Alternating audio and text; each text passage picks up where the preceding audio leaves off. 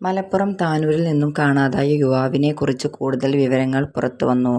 അക്ബർ റഹീം എന്ന യുവാവാണ് കുട്ടികൾക്കൊപ്പം ഉള്ളത്. കോഴിക്കോട് റെയിൽവേ സ്റ്റേഷനിൽ നിന്നാണ് പരിചയപ്പെട്ടത് എന്നാണ് അക്ബർ റഹീം പോലീസിനോട് പറഞ്ഞത്. എന്നാൽ കുട്ടികളെ ഇൻസ്റ്റഗ്രാം വഴി പരിചയപ്പെട്ടു എന്നാണ് പോലീസ് പറയുന്നത്.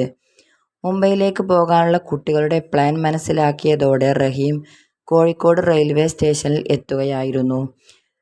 റഹീമിന് മുംബൈയിലേക്കുള്ള ടിക്കറ്റുകൾ എടുത്തു നൽകിയതും കുട്ടികളാണ്. പോലീസ് പിന്തുടരുന്നത് മനസ്സിലാക്കിയതോടെ റഹീം തിരിച്ചുവരാനൊരുങ്ങി.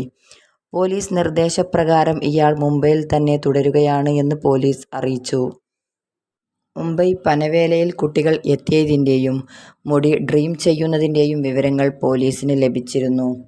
അങ്ങനെ എടവണ്ണ സ്വദേശിയായ യുവാവിൻ്റെ വീട്ടിൽ എത്തിയ പോലീസ് വീട്ടുകാരിൽ നിന്നും കാര്യങ്ങൾ ചോദിച്ച് മനസ്സിലാക്കുകയായിരുന്നു. ഇയാൾ മുംബൈയിലേക്ക് പോയി എന്ന് പോലീസിനോട് സമ്മതിക്കുകയായിരുന്നു ഇവർ. തുടർന്ന് മുംബൈ കേന്ദ്രീകരിച്ച് പോലീസ് അന്വേഷണം ശക്തമാക്കുകയായിരുന്നു. എന്നാൽ റഹീമിൻ്റെ കുടുംബം ഇക്കാര്യത്തിൽ വെളിപ്പെടുത്തിയത് ഇങ്ങനെ: ക്യാമറയ്ക്ക് മുമ്പിൽ വരാൻ ഇവർക്ക് താൽപ്പര്യമില്ല.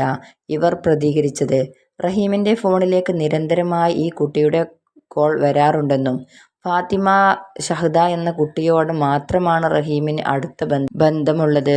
ഇൻസ്റ്റഗ്രാം വഴിയാണ് ഇവർ പരിചയപ്പെട്ടത്.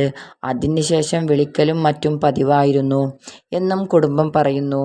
ഈയിടെയായി നിരന്തരം ആ കുട്ടി വിളിക്കൽ പതിവായിരുന്നു എന്നും അതിനുശേഷം ഫാത്തിമ ഷഹദ എന്ന കുട്ടി റഹീമിനെ വിളിച്ച് പറയുകയായിരുന്നു, വീട്ടിൽ കുറച്ച് പ്രശ്നങ്ങളുണ്ട്, കുടുംബത്തിനൊപ്പം തുടരാൻ ബുദ്ധിമുട്ടുണ്ടെന്നും അതുകൊണ്ട് താൻ നാട് വിടുകയാണെന്നും ആ കുട്ടി റഹീമിനെ വിളിച്ച് അറിയിക്കുകയായിരുന്നു.